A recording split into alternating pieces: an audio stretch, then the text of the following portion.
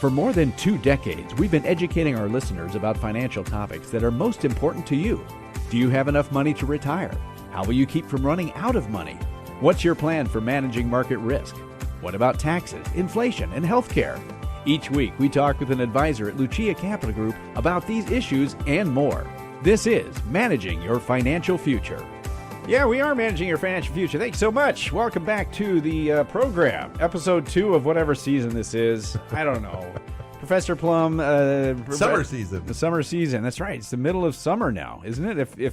If these episodes have all aired in their proper order, you're listening to it when it airs. We are in the middle of summer. So hope you're enjoying that. People off on vacation. People starting, right in the middle. It's like, what, we're in the All-Star break now, I think, somewhere? Or was that last week? I don't know. Okay, anyway, we're working, and we're doing this. Not only are you and I working, Professor, I should say, you're Professor Rick Plum. I am Professor Rick Plum. A CFP professional, certified financial planner, and doing this for a long, long time. I've had you in the studio for almost every episode. Yeah, you farm it out once in a while without letting me know. So and you lock the door for when I do find out, and you won't let me in. Yeah, the problem is you start banging on the door and saying, "Hey, why aren't you guys letting me in?" And then we got to replacing me. We got to have security. Well, this time I've invited you in, but I've also yanked somebody else in the studio. Really? Okay. I threatened to do this last week, and Patrick Klacka, who is also a CFP professional.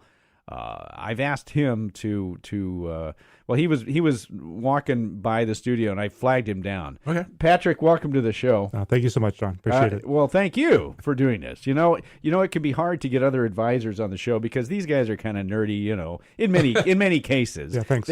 They don't take they don't take. Well, Jeez, this applies to you. Compliment accepted. Do you need another shovel to keep digging that hole? No. I'm saying, but this is a compliment for Patrick here, and the reason I mentioned that was because they're a little mic shy. But Patrick, you've mentioned you wanted to come on the show, and since I saw you walking by, I thought I'd have you here. First of all, you are a CFP professional. Yes, that's correct. Yeah, certified financial planner professional. So that's good. You're a financial advisor here at with the folks at Lucia Capital Group. How long have you been doing financial advising? About 6-7 years.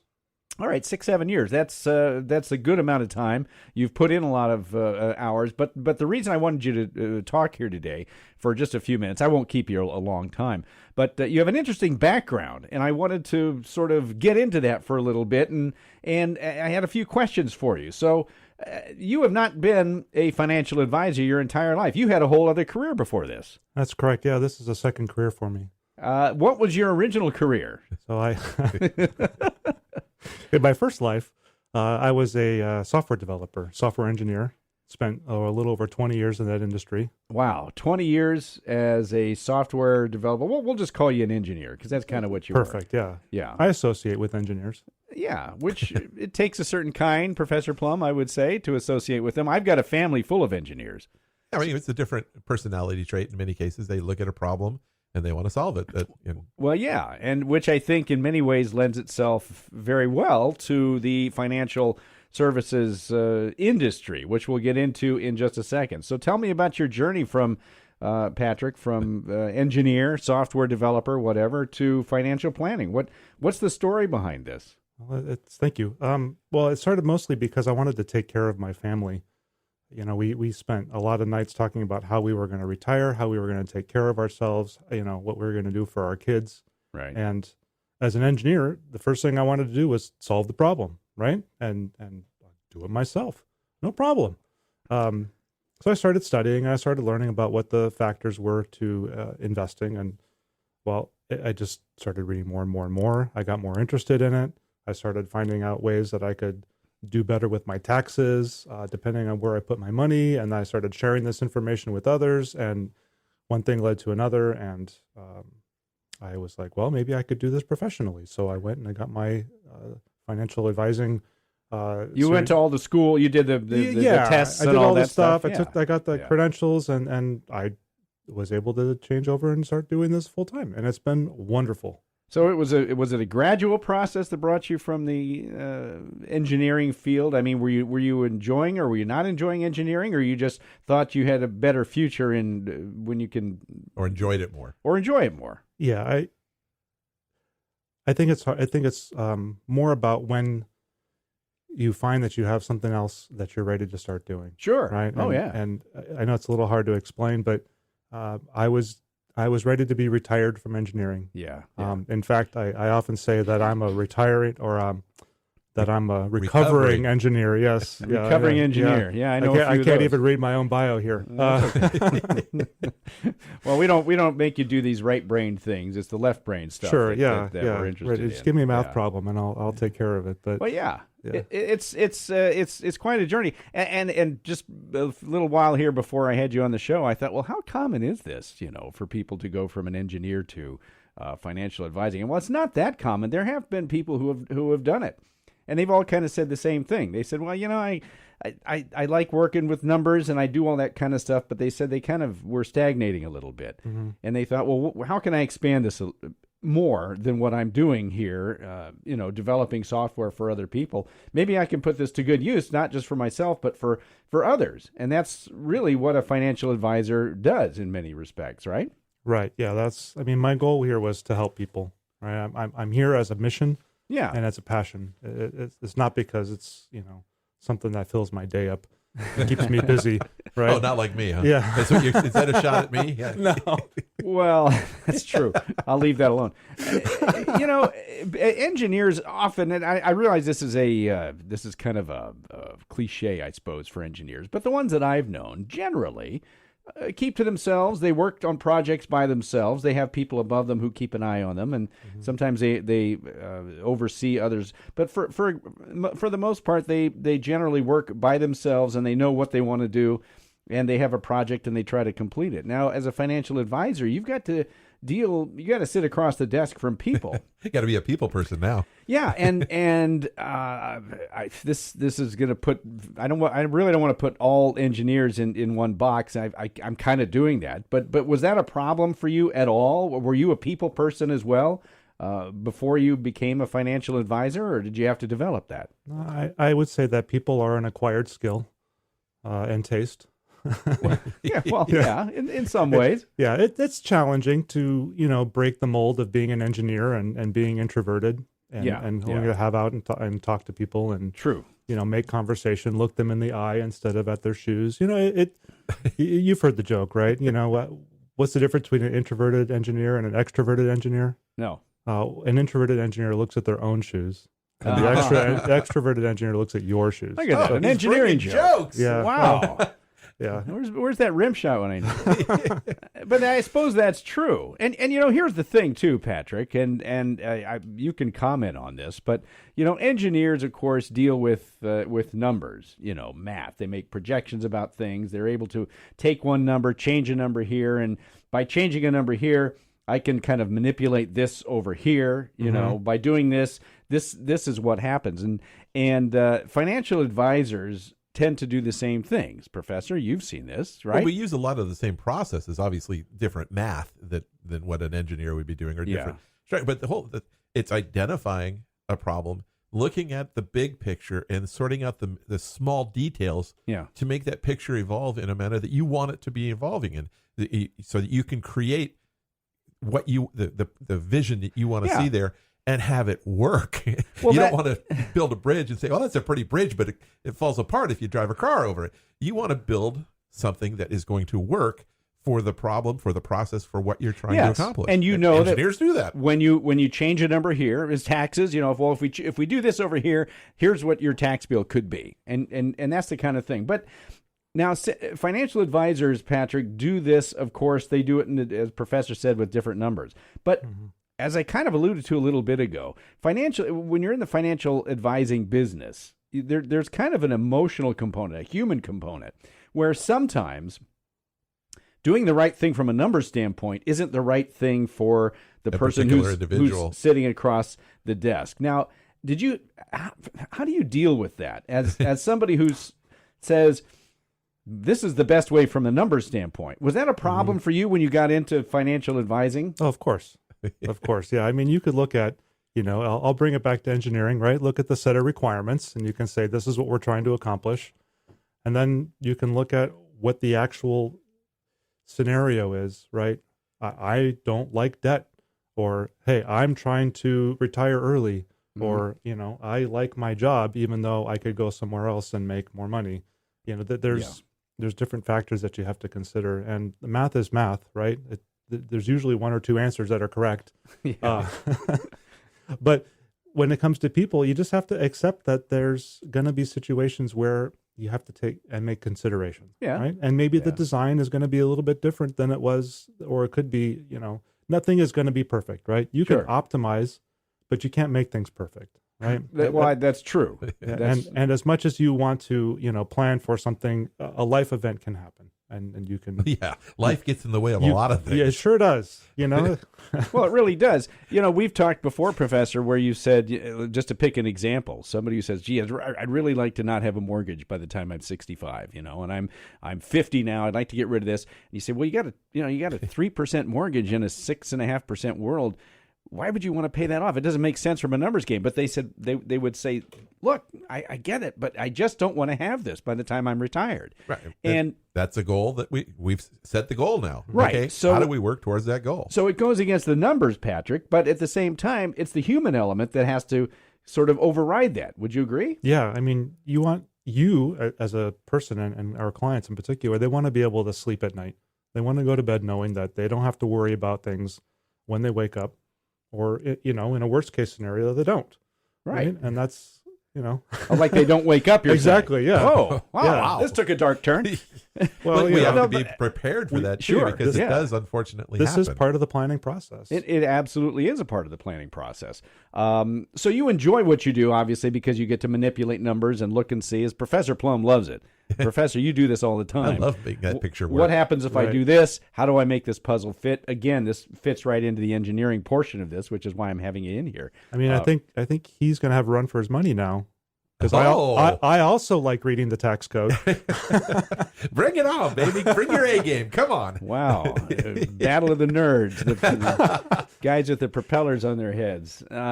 Yeah. So do you have clients as an advisor who are also in an engineering background? I do, yes. Now, well, I hope so, because you have an advantage over even myself in that you kind of speak their language. You're, as a recovering engineer, you know what they're looking for. You know a little bit more about how they work internally, what their emotions are. Mm-hmm. And so you may be able to communicate with them, an engineer. I think that's important. I mean, better than I can, maybe. You want to be able to talk to somebody that you can relate to, somebody that's going to understand what you're looking for, or at best interpret what you're trying to say right, in a manner that's closely approximating what it is you're looking for ultimately. Is somebody who is good with numbers and is a logical thinker, do you find that they can often understand concepts or strategies, like a bucket strategy, maybe a little bit more easily than somebody who's not in that particular field? I think you could put something like the bucket strategy into a visual form, and most people would get it. But if you put together a spreadsheet showing, I don't know, a sequence of returns, for instance, an engineer is going to get it. Yeah. They're going to look at that and like, that makes sense to me. Well, and this is perfect. I've got a family member who's an engineer, retired now, and I remember when he was looking at the bucket strategy many years ago as an engineer, and he looked at it, he says, "This makes sense." He said, "This from a strictly logical standpoint, based on the numbers, when you put the numbers in, this strategy actually makes sense." And I think he's been a fan of it ever since. And that's kind of why I'm asking you that, Patrick, because they may see that, and that's been your experience. Yeah, of course. I mean, anytime you put a plan together to solve a problem, you want to see, how can this plan break? Yeah. Right? What can I do? We want to stress test it. Yeah, exactly. So you want something that's robust, something that will survive, or at least have a better chance of surviving, depending on the circumstances. Yeah, well, that's true. Here we go again. You developed software, and you might have said, well, how can this software break? Where's the problem in this? Right. Yeah. I developed software, in aerospace, and, there's a lot of safety concerns in aerospace. So you're really writing tests to catch a lot of the boundary conditions. Yeah. And this is what I like about the bucket strategy, is it really thinks about boundary conditions, in particular with time, right? You don't want to risk your fortune on a near-term loss of market capital or market movement, right? But also you don't want to lose the chance to have your capital grow by pulling everything into something that's safe and missing out on all this growth that you could have for the next 10, 15, 30 years, right? Potentially. Yeah, potentially. Ideally. Yeah. Right. No, it's if incredible. we only knew when it was going to grow or retract in the market, we could get in and get out.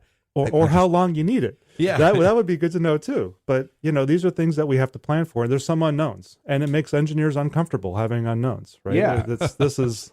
They don't like that. We don't like unknowns. Right. 100%. We do not like unknowns. No, well, there are very few unknowns in math. I mean, they use variables, of course, in math, but you generally know if you plug a number in, as I said, you can make something happen on the other end.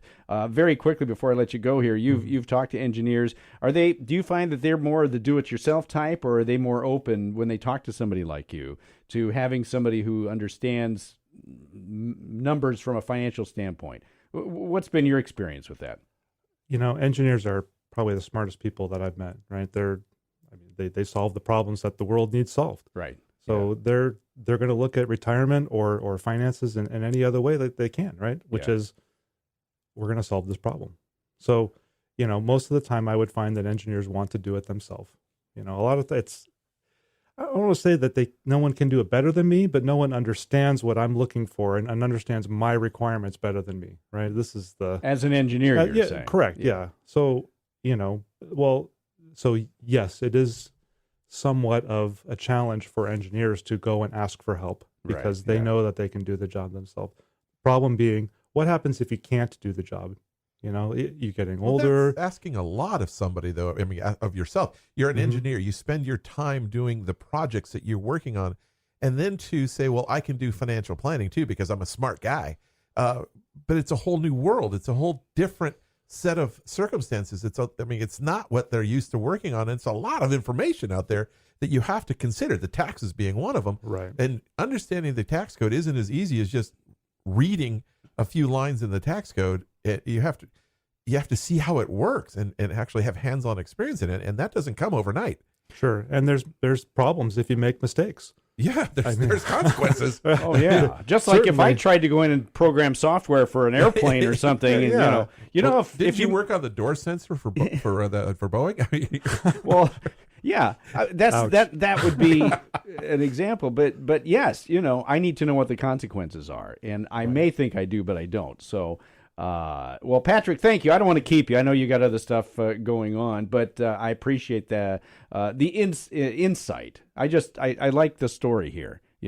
Engineer, and as I'm talking to you, I'm seeing even more connections between engineering and bucket strategy and financial planning. I mean, they really do go hand in hand. It's incredible how alike they are. Yeah, it really is. Patrick Klacka, certified financial planner, CFP professional. Thank you so much for being here. I do appreciate it. Yeah, thanks for having me on the show, John. Appreciate it. You bet. Now, I'll let you get back to work. All right, take care. Okay. He won't walk past this office again, will he?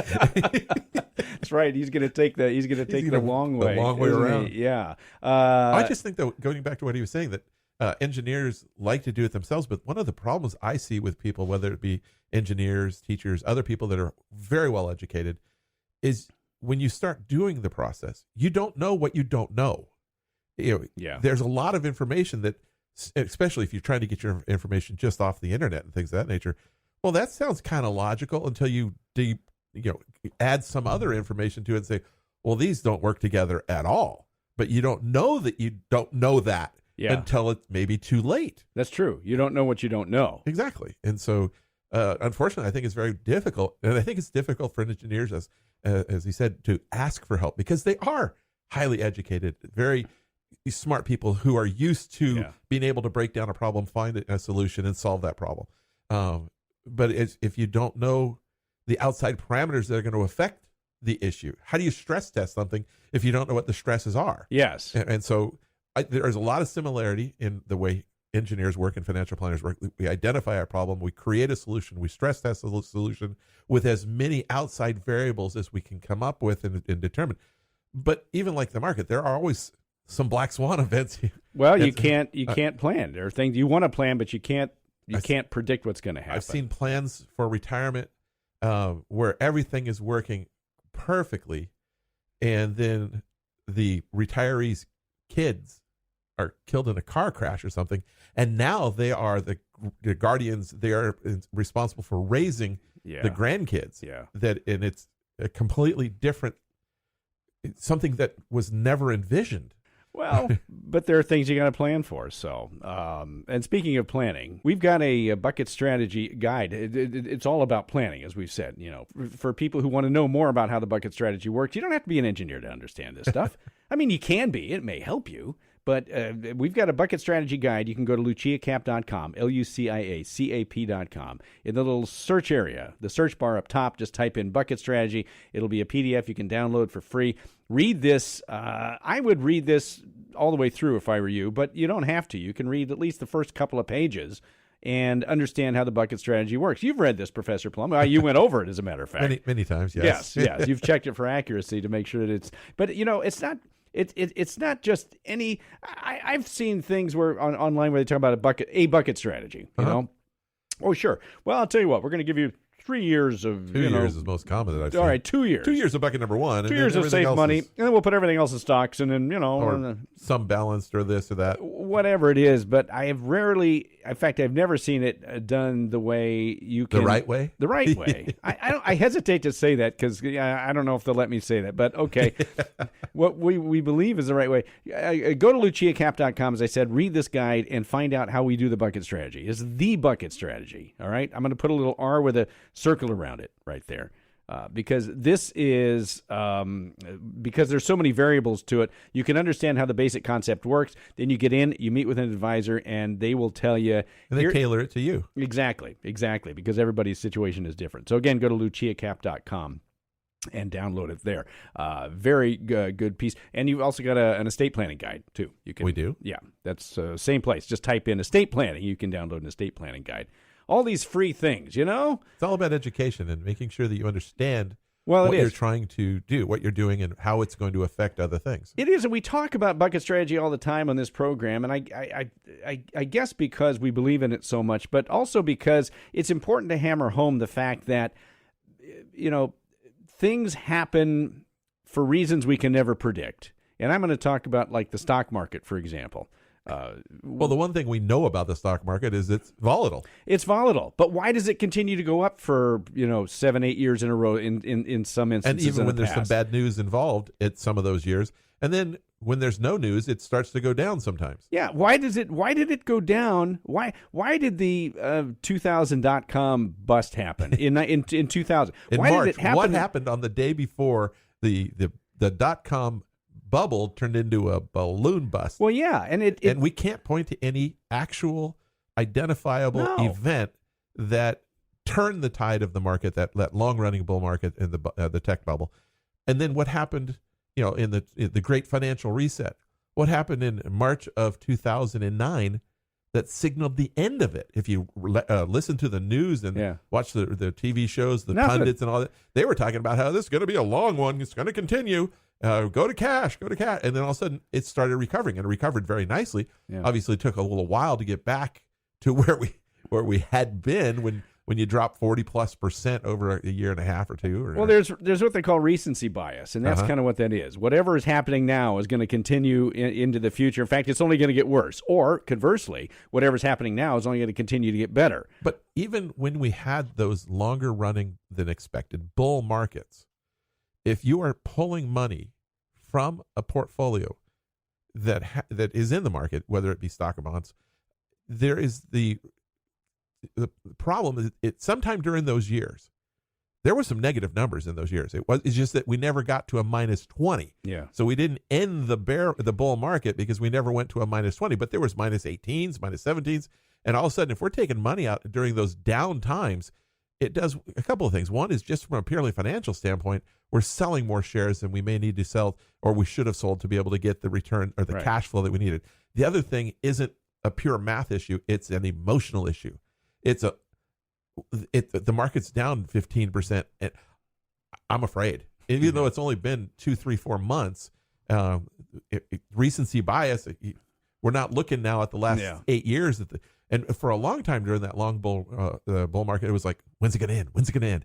When's that next shoe going to drop? And so people then emotionally, they go in and sell large amounts of their portfolio because they're worried. And now the market turns around and goes back up because we're still in the bull market. We didn't know that, but we miss out. And it just screws up. The emotional aspect is much more detrimental in many cases than the pure financial number. Well, that's why I think to have a strategy, and this comes back to the bucket strategy, which can, as long as you're willing to follow it and you're willing to know that investing is a long-term thing, it can help take that emotion out of it. It can help take the worry out of it, because your worry is, risk is this. We've said this before. Risk is needing money at a certain time and it's not there for you. Right. That's risk. And the problem I think a lot of people have is that they equate volatility, which is an everyday going to happen certainty in the market. They equate volatility with risk. Volatility isn't risk. Volatility is, it's just what it is. It's volatility is what it is. How we react, whatever, to that volatility is where the risk comes in. Yeah. If I have a large portion of cash on the sidelines, now at least it's earning some money. We can earn 5% or so on it. Not bad. No, and the market goes down. What did I risk? I didn't risk anything. I got my cash flow set. On the other hand, if the market goes back up, but I've got a decent amount of money in the market, I'm taking advantage of that too. But if the market goes up way more than expected, maybe I expect the market to go up 10% on average, and over the next, if we go back a couple of years, it was up 20+% year over year for several years. Yeah. Like, well, we're way ahead of where we should be. That's an opportunity. That volatility wasn't risk. That volatility created opportunity. Yes. Let's make some profit. Well, and profit meaning this gave us more than we thought. So let's take some of that. And this is why I talked about the difference between a bucket strategy and what we call the bucket strategy. Because Professor Plum, there are times, this is not really a set it and forget it kind of a thing. It's a managed oversight. Yeah. There are times when you will take some and sell some of bucket 3 and put it into bucket 2 or bucket 1 or whatever it is, but only because the not opportunity. That we're saying this is the high point of the market. This is an opportune time in the market. Yes. Maybe it'll buy you another year. Yeah. So we try to refill bucket number 1. Yeah. If we've been living on bucket number 1 for 2, 3, 4 years, let's take a look. Are we better off than we expected in our bucket number 3, long-term growth? Maybe reset the time horizon, because we never know when the market's going to implode. And the reality is, if I have 20 years, if you're 20, 30, 40 years of age and you're dealing with your 401k, if it implodes, fine. That's going to give you an advantage of buying more shares when you put your money in every payday. But because you've got time for it to recover. If you're retired and you need to spend some money tomorrow, next year, the following year, you need that money in safety, because you don't have time for that money to recover if it does go down. What's funny is I've seen people here at Lucia Capital Group. I've seen journalists ask the question. I'm sure you've been asked too. Well, Rick Plum, let me ask you this: is now a good time to get in the markets, or do you think the market is at the high? Should we be bailing out? And that's just the wrong question to be asking. Well, 2 common questions that we get is, now a good time to invest, or vice versa, to get out. Yeah. The other one is, what's the best investment? Well, what's the best investment for what purpose? For what time frame? What are we talking about? What are we trying to accomplish with this money that you are investing? And so they're asking short-term questions, and they're bringing up short-term possibilities using a long-term instrument. And those two just they can't. And generally, when they're asking what the best investment is, they want high growth potential, certainty of principal, tax-free. Well, yeah, I mean, those would all be nice. That's not going to happen. You're not going to get that. So understanding, I really love your point that we've said before, which is that volatility is not risk. And this the problem is, though, Professor Plum, people tend to look at both, because what gets all the headlines? Volatility. That's all you hear about is volatility. The market's down. Right.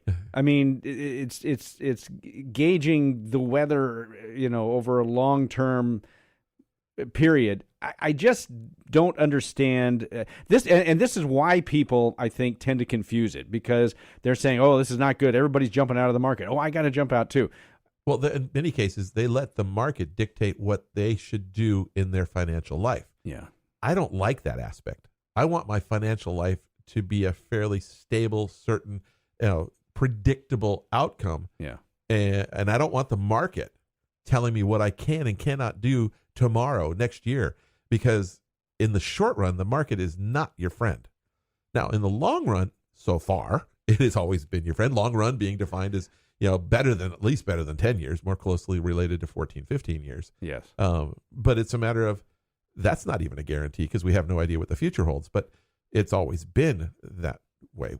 There have only been a few 10-year periods of time, but man, they didn't feel very good when they happened. Well, no, they didn't. And so that's why we do the bucket strategy. And I brought Patrick in from the logical standpoint to talk about that. The engineer type. But this, it almost is validating, when you have somebody who's really good with numbers come in and say, you know what, this is a smart way to go, strategy-wise. Well, he realized that the systematic balanced portfolio withdrawal approach, there's risk. Well, and when we start to stress test those types of portfolios where we're trying to break, we could break it much more often than we could break a bucket strategy. I'm not saying a bucket strategy can't be broken. You can create these variables and effects and things that will break anything. But it's just a matter of it breaks less. Well, it's a better strategy for the more conservative, more ideal, the stability of cash flow and things of that nature. It works better. But like I said, when you start throwing all these different stress tests, it's just something that we can hang our hat on and say, you know what, you don't have to act emotionally. You don't have to act somewhat irrationally at times. Yeah. Because you're okay. You know that you've got time on your hands. The best situation is to be able to say, I'm getting an income. Oh, look at all that volatility in the market. Boy, it went down another. Look at this. The bull market ended. When the market drops, and you say, like that, the biggest emotional question you have is, should I get in? Or you just say, well, that's interesting. I'm going to go live my life for a while. I've had some clients say that they used to watch the market every morning when they were getting ready for work.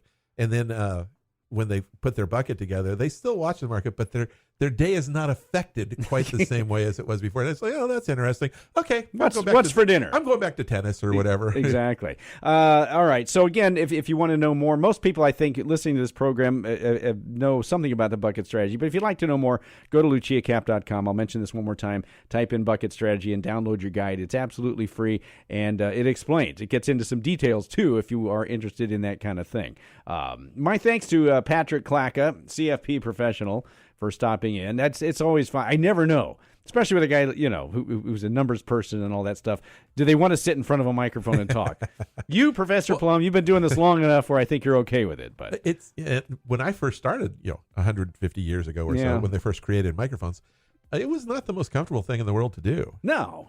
But you were young and And Patrick said he's working on his people, his outgoingness and the recovering engineer part of him is coming out of his shell a little bit, and so this helps, I think. I hope it does. Anyway, let's see. Oh, I want you to subscribe to this podcast, by the way. Subscribe to this podcast. Go to Spotify or Apple Podcasts. Make sure every episode is downloaded to your device. You don't want to miss anything. You're going to get the perspectives of things that you may not have thought you could. Apple Podcasts or Spotify, and listen to every single episode. You know what? My timer, I don't even know how long this episode is. So I think we're on time. We could be over. I have no idea. I didn't know we had time limits. I thought we just came in and we kind of do. We kind of do. But anyway, we've got more next week. I won't tease next week's topic because I'm not sure exactly which one it's going to be, but I'm going to almost guarantee you it's going to be absolutely fascinating. And it's going to have something to do with strategy. So, Professor Plum, thank you. Welcome. Appreciate you being here. For Professor Rick Plum, CFP professional, I'm your podcast host, Johnny Dean. Thanks for listening. Managing your financial future. We will talk to you again next week. The information provided should not be considered specific tax, legal, or investment advice and is not specific to any individual's personal circumstances. Each taxpayer should seek independent advice from a tax professional based on his or her individual circumstances. Different types of investments and/or investment strategies involve varying levels of risk, and there can be no assurance that any specific investment or investment strategy will be profitable for a client's or prospective client's portfolio. Thus, investments may result in a loss of principal. These materials are provided for general information and educational purposes based upon publicly available information from sources believed to be reliable. We cannot assure the accuracy or completeness of these materials. The information in these materials may change at any time time and without notice. Examples cited are hypothetical, are for illustrative purposes only, are not guaranteed, and subject to potential federal and state law amendments. There is no guarantee that you will achieve the results discussed or illustrated. It is important to keep in mind that investments in fixed income products are subject to liquidity risk, interest rate risk, financial risk, inflation risk, and special tax liabilities. Interest may be subject to the alternative minimum tax. Treasury securities are backed by the full faith and credit of the U.S. government, but are subject to inflation risk. Rick Plum and Patrick Klacka are registered representatives with, and securities and advisory services offered through LPL Financial, a registered investment advisor and member FINRA SIPC. The investment professionals are affiliated with LPL Financial and are conducting business using the name Lucia Capital Group, a separate entity from LPL Financial.